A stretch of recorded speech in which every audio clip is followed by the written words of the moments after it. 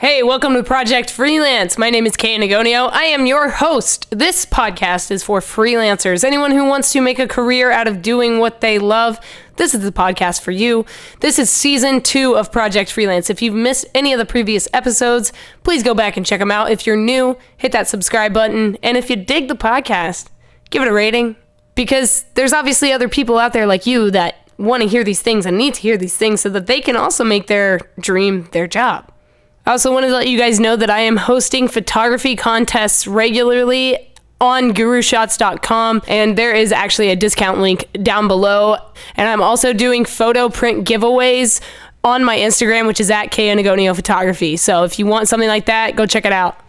All right, so all of you in the music industry out there, or those of you that are interested in getting in it, maybe you want to try something a little bit out of the norm. Maybe you don't want to be a guitar tech, a drum tech, a TM, a front of house guy. Maybe you want to do something a little bit different. Maybe you want to do something that gives you a sense of responsibility. Have you ever wanted to be a personal bodyguard for a rock star? You didn't even know that was a thing? Most people don't, but they exist. And it's not just for the Justin Biebers of the world. It's also for people in the rock scene and the metal scene. On this week's episode of Project Freelance, I am bringing on Matt Yanni, better known as Yani. Yani is a personal bodyguard for Black Veil Brides, Andy Biersack, as well as good old Blackbear, who just released an album, and he is about to have a massive year. All right, Yani, let's hear about being a bodyguard and how that works in the industry. We also talk about things like mental health and finances on the road and how to get into the touring world when you've never done anything at all. Sometimes this game's all about luck and all about good timing. Yani has a lot to attest to that. Enjoy the podcast. And if you like it, I'm actually creating a documentary about Yani called Respect the Crew. It will be a multi-series episodic kind of web thing. I don't really know what I'm going to do with it. I'm going to try to get it on Netflix and stuff. But yeah, documentary about Yani, one of several Warped Tour documentaries that I am currently working on. If you'd like to check them out, go to KAnagoniaphotography.com or find me on Instagram at KAnagoniaphotography. Yani, what's your story? Well, I'm Matt Yanni. I'm a bodyguard in the music world. Honestly, I don't know why I wanted to do that. Yeah, that's a great question. I've never been asked that. I feel like it's an important question. I mean, why? You could have done anything. I could have done anything. I just really enjoyed music, and I started as a drummer, and I wasn't any good, so I decided to just start protecting the artists instead. I mean, that's kind of, a very interesting way to get into the industry, Yeah, it's not an easy way either. Yeah, you definitely went like a very obscure route. And I mean, I know your story mostly because we've done a documentary and it's so long and it's so crazy. But I mean, like, why music though? Because I mean, you've done stuff in sports. What made you want to stay in music? I don't know. I just liked being around it's a different atmosphere between sports and music.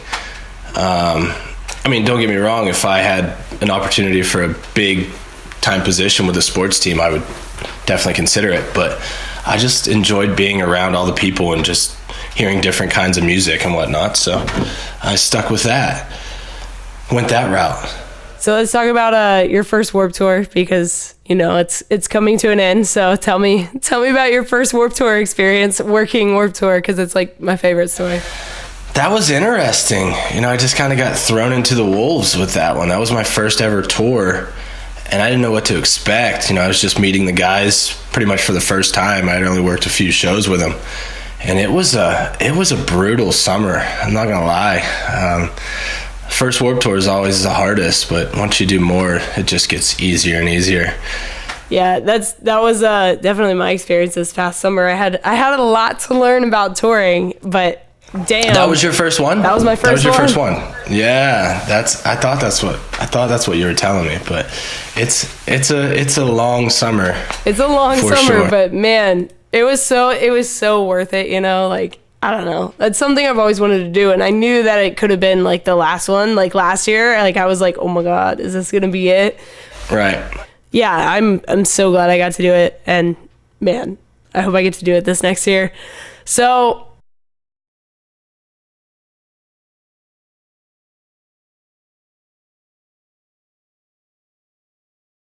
let's talk about dealing with, people in the industry that don't understand what your job is, because, not every rock star out there has a bodyguard. And I'm sure that your clients, if you will, get a lot of shit for like, why do you need a bodyguard? You're just a singer. Like, what's the purpose? Like, what's the reasoning behind it? Well, there's more than just doing bodyguard work. Like I also do, like, I'm in charge of the venue security as well. So I tell them what I need.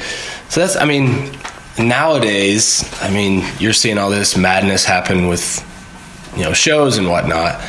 And if security doesn't know what is expected or needed out of the tour, or even the littlest things like pat downs or searches at the door, a lot of these venues don't do it on their own.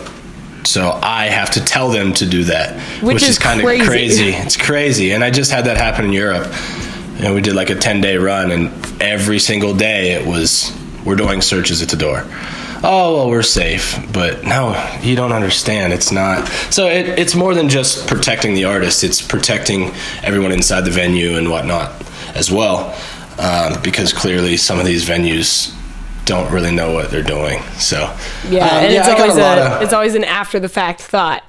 Right. And I got a lot of shit for that when I first started. Like, why do they need security? And now it starts to make sense to these people. So as their audience grows up as well, I think they're starting to realize not to be so over the top when it comes to, meeting their favorite artists and stuff. I think a lot of kids are starting to, become more respectful and realize that, hey, they are just people, but, it's still risky business what we do. Right, somewhat. Some people, but then there's still those others that feel like they're entitled to meet everyone that they want to. Oh, absolutely. Whenever they want to. It doesn't matter what time of day it is. They feel like that's what they paid for, and it's not. So it's like, people are starting to understand that, but there are still people out there that don't. And there'll always be those people, which sucks, but you live in Vegas. So how did that impact you? Where were you when it happened? And like tell me your initial thoughts about the situation. The situation in Vegas? Yeah. Well, actually I was supposed to fly in the night of. My flight was supposed to land at 10:30 or something, which was 30 minutes after it happened. So yeah, that kind of hit me. Obviously it was terrible what happened. I was fortunate that I didn't get on that flight, but once I got back, it was just, you could tell Vegas was just really down. I drove down on the Strip and drove by Mandalay, and it was just, I broke down, not gonna lie. It was rough. It was not easy. And then we had a show at the Hard Rock a few days later, and I was doing a walkthrough, and it was one of the hardest walkthroughs I've ever done. Just knowing what happened like 6 days before that. So it hit me pretty hard, and I feel like I needed to go down and go through that to get over it.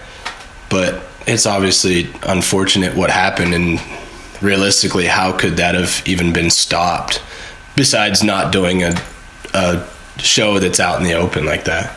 Right. And yeah, the Hard Rock venue is, it is, you have like outdoor opportunities to play there. Like right. That was Warped Tour this summer, Yeah. And it was at the pool. So surrounding the pool is all the hotel rooms.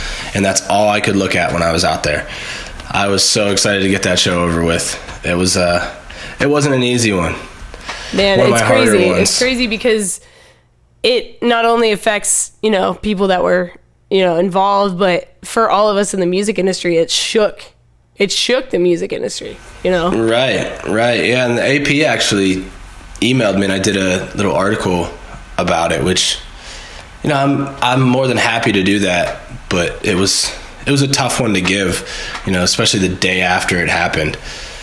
But yeah, it definitely, hopefully it opens people's eyes to just be more aware of what's happening. Yeah. And it's definitely unfortunate, and it's, it honestly, it's it's upsetting that we have to, we have to go to such like lengths and such, big, I don't know what I'm trying to say. Like, we have to put so much into security now at shows, and it sucks. It used to be such a safe place. And even like walking around Warped Tour last summer, like, I know a lot of kids whose parents wouldn't let them go because, they were worried about that stuff. And like, what would you say to, parents whose kids want to go to, events like that now, being, somebody in your position? That's a tough one. I mean, you can't, obviously parents are going to be worried no matter what. If I tell them that they're safe in this venue, that's their child. I mean, and like I said in the interview, you can't really live in fear. I know it's not as easy as it was years ago, and everyone just went to have a good time. Now you have to worry about, okay, what's going on around me? What is this person doing? And just, I don't know, I can't really give advice to that. You know what I mean? Like, for me, I mean, if I was a parent, I would you have to let your kid live and just hope and pray that the security at the venues are doing their job. And a lot of these guys they're not making, very much money, but even then you took that job, so take it serious no matter what you're getting paid. Yeah, I think that's definitely something that needs to be discussed a lot more within, the workforce. And I mean, have you seen, because you travel internationally, have you seen security step it up? I mean, you talked about that incident recently, but other than that, have you seen security step it up at, shows? Internationally? Yeah. No. Not at all. It's like I said, I don't know. I guess for your bigger venues, yeah, that's, those are bigger companies. But when you get like a 1,500 cap room or smaller, then it's just like, it's not a company. It's just guys that are hired by the venue. So I mean, the security it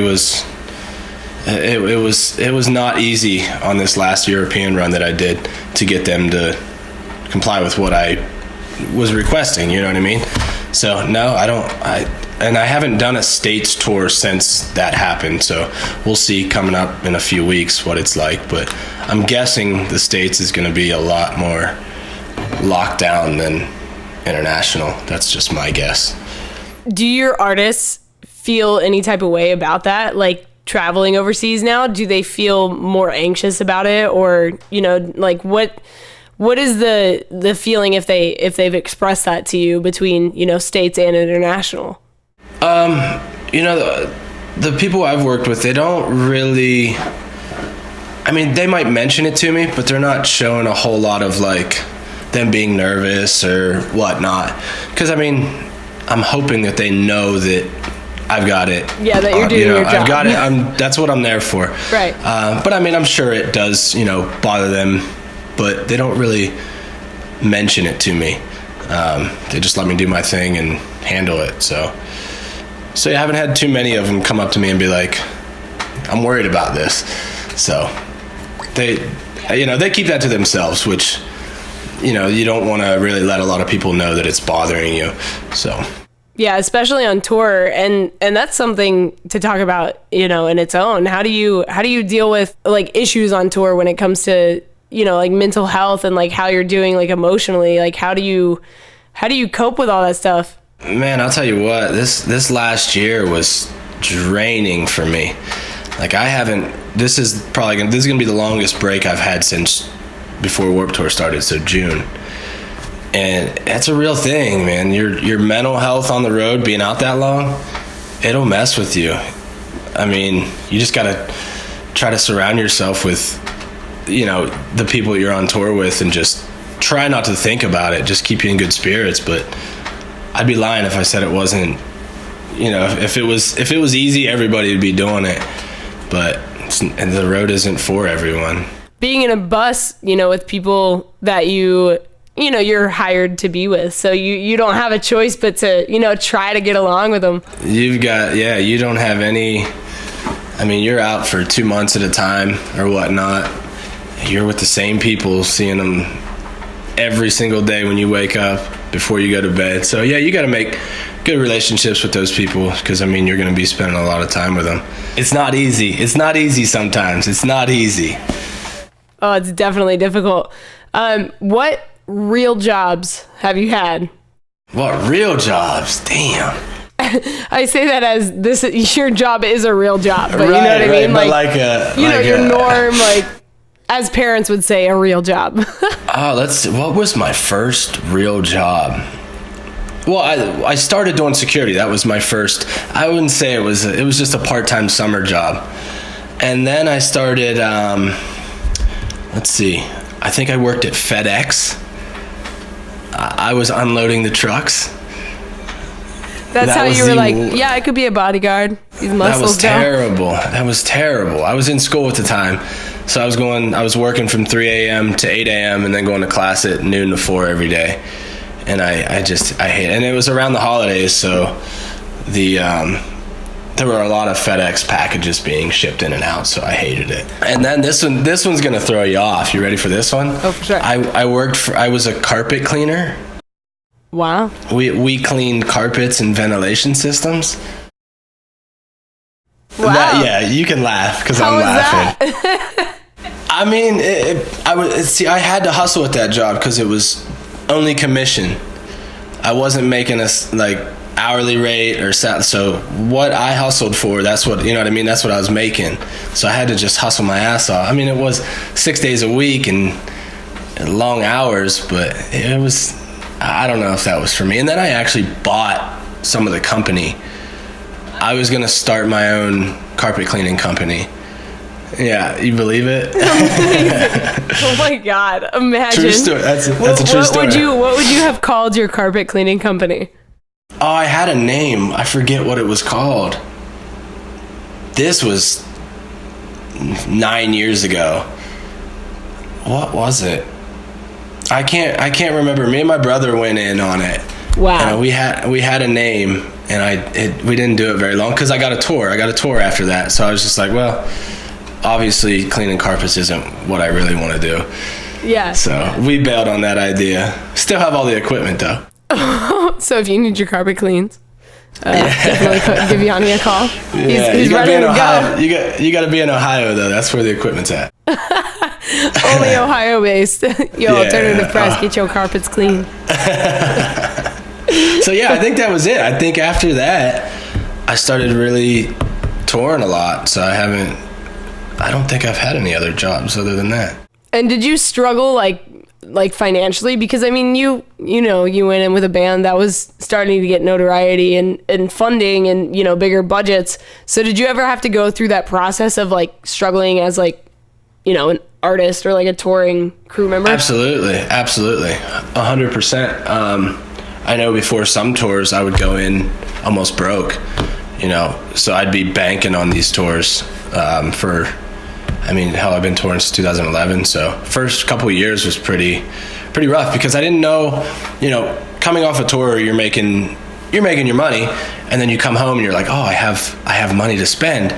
But then when you're not doing anything, when you're off the road and not making any more money, you're just spending it and blowing through it. So I didn't understand that at the time. I thought all these tours just came left and right. So I was like, oh, I'm all right. But yeah, I struggled for the first couple of years. Absolutely. And even before that, when I was in school, I was scrounging up change to go get chips at Chipotle. Like it hasn't always been, I had to work for everything I have. And so, yeah, so the struggle was real for sure. The struggle was real for sure. Mm-hmm. So when you got that first, maybe like the end of that first year where you were like, oh my God, I'm actually making a living at this. When did that happen, and what was that feeling? Like, how did that feel to finally know that, you could do this? When are you asking when did that finally hit that well, let's see. So I started, I don't know. I feel like 2011 I did one tour, and then I didn't tour again until 2013. And that was only still like 1 to 2 tours a year, so it was still slow. I'd say 2013 what are we in, 2017, almost 2018? 2015, I want to say, is when I really I'm pretty sure it was 2015. Wow. So it took you, it typically takes, 3 to 4 years for freelancers to really get off the ground with it as like a self-sustaining, form of income. And did you have doubts about it while you were going through that journey to get to that point? I never wanted to doubt that I could do it, but it was always in my head, like, is another tour going to pop up? But I didn't let that slow me down. I just let that motivate me. So, I didn't have any doubts, I don't want to say, because once you start doubting is when you start really going downhill with it. So I just took it and ran, and I've done and I'm not even to the point where I'm, happy yet. I feel like I'm still on the up. So, yeah, but it was never just given to me. It's not like I have an agent or a manager that goes out and gets me these gigs. I have to do it all on my own. So that's the importance. Like, even Warped Tour, that's what's so important about Warped, is meeting all these people. That's where you get this contact, that contact, and they remember you, and then they call you because this gig's open. So it's all about marketing yourself. Yeah, and for kids that want to get on Warped Tour, or, adults, whatever, for people that want to get on Warped Tour, you definitely have to remember that going into it. You have to go into it, even if it's the worst summer ever, like, that it could be an opportunity if you decide to, like, go after it, to make some amazing connections. Right, because there's so many people on that tour, and those people aren't just doing Warped Tour. You know what I mean? They're doing other things and might know somebody in this area or whatnot. It's a great way of meeting new people and marketing yourself. And that's the biggest thing that's come of it for me, is just meeting these people and getting new opportunities. Yeah, absolutely. And I feel like the same goes for most of the crew members on Warped Tour, because a lot of those guys, they do it because they love Warped Tour. Like, Warped Tour is not really a tour where you go make a bunch of money, like Sully, like, had security for Warped Tour. Like, he told me, he was like, yeah, I do Warped Tour because I love Warped Tour. Like, I could be doing something else this, like, all summer and, have, like, a cushy, like, office and all this stuff, but, like, they love Warped Tour. So, you're right. These guys do other things when the summer's over. Right. It's not just, and that was the thing for me when I did my first, like, all my friends and family thought that this was just a summer thing for me. Like, oh, you're going to go back and get a job now, right? And I'm just like, no, this is what I want to do. They didn't understand it, but yeah, these people who have been doing it for years. I've done 5, and these people they're not doing it for this big payout. These are people who actually love the tour and love to do it every summer. Exactly. And a lot of them, owe that, or like the opportunities they've gotten to Kevin, to Kevin Lyman. Look at Kenny Leith. He's off doing, like, giant arena tour packages now. Like, that's just a testament to, the possibilities that can come from a tour like Warped. Yeah, it's great. And that's the biggest thing I love about it, is the connections, Yeah. What do you think is going to come from, the ending of Warped Tour? Do you think that, kids down the line are going to pick something up and maybe breathe life to a new kind of festival? I think there will be a new, there's no festivals anymore that are like that. Like, Mayhem's canceled, 2 years ago, and now Warped. I could see him doing not a full summer, but I could see him still doing something with it. I always thought Warped should, and I know it takes away from what Warped Tour is, but I always thought they should go to Mayhem style and do 1 main stage, 2 parking lot stages to cut down on every cost in every way. Don't have out 90 bands. Just, and I don't know the financial side of it or whatnot, or I'm sure he's just been doing it for so long, so that's probably a reason he's just like, all right, I can't do this anymore. But I think there'll be something else. I don't think it's going to be the end of summer festivals. No, I totally agree. And I was kind of thinking the same thing. Like maybe he'll do, like maybe a festival in Florida, maybe one in like Ohio, and do like a couple of them scattered around. Because I mean, that's what a lot of these festivals do. Like a lot of like Synergy Global Entertainment, like they do like Mayhem and Not Fest, and like most of the big ones, like they've done a really good job about putting them all over the country so that people can still access them. Because, like kids aren't going to come to Los Angeles for Warped Tour. I mean, they will, but, Yeah, hit your markets that I feel like hit the markets that sell well, And I mean, yeah, it sucks to those people who are in those cities that don't.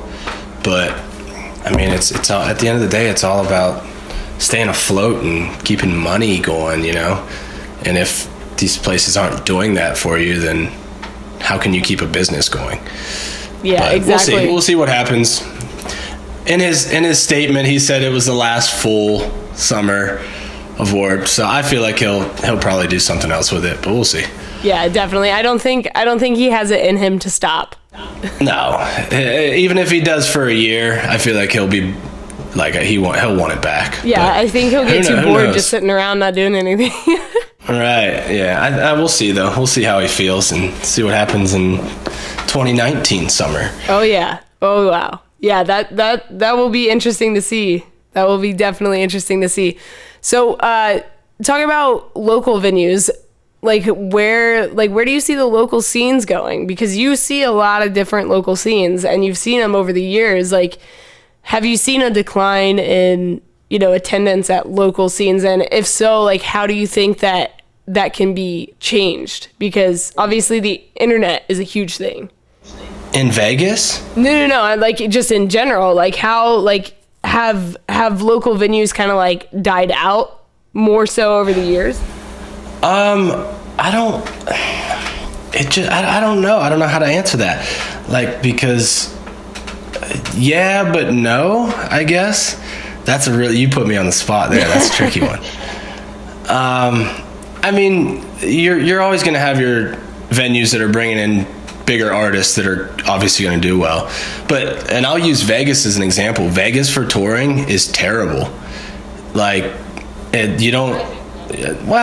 you think about it though, it's like all the venues are on the Strip. So this is massive for tourists, obviously. So who's going to come to Vegas and be like, oh, I'm going to go see a show at one of these smaller venues? But if you get your big name, like Bruno Mars, the Misfits just played here the other day, they still do well. But your smaller bands, it's hard to sell Vegas. But and that was weird to me at first, but I was like, all right, it makes sense now.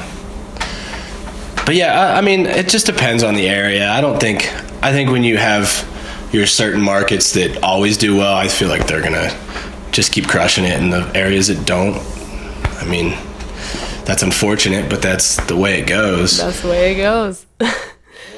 So did you get any form of education or an internship or anything like that for security? I did not. So you don't have a security license or anything? Oh, I have a security license, okay. Yes. I never had no internship or anything like that. I was just fortunate enough to, when I first started doing it, I didn't know that's what I wanted to do. This is what I wanted to do. So it was just doing there's 24,000 capacity amphitheater, and I just started meeting the right people who are really good at what they do. So I just kind of, watch them and learn from them, and just started meeting new people and learning from them as well. I still have a lot to learn, but no schooling or no internship, nothing like that. Security license in Nevada, but just kept taking everything that I was taught and putting it into a box and just using that. So no education whatsoever with it. I did go to school, but not for that. What'd you go to school for? I went to school for graphic design. No way. Do you do any of that? Nah, sometimes, not really. I can barely work a computer now. All right, old man. I'll give you a tutorial. We'll fix this. Dude's like, I think I sent you a message on Skype. Can you check? Yeah. I don't know how to work it. I don't. So for and I used people, to work on what's up? Apple. I used to work on Macs for school, and now I don't know how to use it. Amazing. So for kids or people that want to get into, touring and potentially security or any crew job, like what would you tell them to do? Like what steps would you, tell them that they should start taking? I mean, security is a tough one because I feel like it's probably one of the hardest to get into on the touring side of things. Because like you said earlier, not everyone needs it. And it's not like you can just go apply online, for these jobs. I mean, if you're going to start with security, start at a smaller venue and learn your basics, learn your way around the venue, and just it's all about meeting people. And when artists come through with security guards, exchange information, let them know that you're interested. And even then, like, I'll have people come up to me and doing that. But for me, I'm not in a position that I can just hire people yet. You know what I mean? So if I'm going to hire you, you're going to be taken away from what I'm getting. So it's tricky unless you get like a big company that actually does it. I mean, all these guys that come through are most likely doing it on their own. They're not working for a company. But as for like techs and whatnot, I feel like that's a lot easier world to get into as long as you know your shit. Because every band needs a tech and sound guy, lighting, tour manager.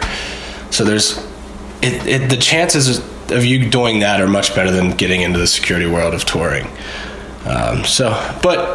It's when you first start, it's never easy. So don't ever, if that's what you want to do, go for it. Don't let anybody tell you different. And don't ever stop. Just don't look back. And don't look back. It will get frustrating and it will drain you, but go for it. That's what I did. Absolutely, man. So tell me my favorite question. What's something you know now you wish you knew when you started? Oh, man. What's something I know now that I wish I knew when I started? Wow, why is that your favorite question? Because nobody, like, who's ever asked you something like that? You. Exactly. Save my money after a tour. Manage my money better. I wish I would have known that from the get-go. For people that want to get, like, more advice specifically from you, is there somewhere they can find you? I'm in Vegas. No, I'm just kidding. You're like, come over. I'm in Vegas. No, like social media? Yeah. Oh, I'm going to have to look because I don't even know my names. I'm pretty sure it's like Mr. Yanni. Yeah, the Instagram is Mr. Yanni 10. And the Twitter's different, so that's why I got to look. I got you. It is myanni89. That's where you can find me. Throw me some questions. I'll try to answer them as best as I can. And yeah, that's how you can find me. Fantastic. I won't give you my address. I won't give you my address here, though. You won't even give me his address. It's kind of sad. I posted a picture the other day, and someone was like, you might want to take your house number down or something. And I was just like, it's just a number. They don't know where it's at. And no one wants to come find me. No one wants to come find me anyway. All right. Final thoughts, feelings. Tell me your things, and thank you. Thank you for coming on. No, thanks for having me. That was wonderful. I had a good time. I'm glad. That's what I aim to do. Oh, documentary coming out soon. That's what's up. I can't wait for that. Respect the Crew, episode 1. Yeah, I can't wait. I'm so hyped for that. You gotta send me some more stuff so I can watch. I'll send you some stuff like right now. Right. I think you'll enjoy it. Maybe I'll send you like a 15-minute little clip. Oh, a little teaser. A little teaser. A 15-minute teaser? Yeah, that's. I like it. Let's do it. Let's do it. Bud, I'll talk to you soon. All right, man. Thanks. Bye. Well, guys, that has been Matt Yanni's story. How crazy is that? I love that the guy just, his first tour ever happened to be with a band that ended up blowing up and making a career for Yanni, and the fact that he he has gone through the struggles that I've gone through, and that many of you, I'm sure, have also gone through trying to get on the road. I think it's extremely important to have conversations like this. So let me know who you want to have on the podcast. Do you want to be on the podcast? There's actually a submission link. If you go down in the bottom in the downstairs where it has all the information about this episode, there's a submission link. And if you want to submit yourself, your friend, your favorite artist, your favorite whatever it is they do, if they are a rooftopper, urban explorer, if Elon Musk gives you a call, please, I would like to definitely get him on the show. But thanks, Yanni. I appreciate your time, and I hope you guys enjoyed this podcast. If you did, let me know by giving it a rating, and don't forget to check out the previous episodes. I have Maddie Mullins on from Memphis Mayfire. I have Andy Biersack's tour manager, John Syverson. I have some independent creators on, and I might want you on this podcast. Talk to you guys next week. Later.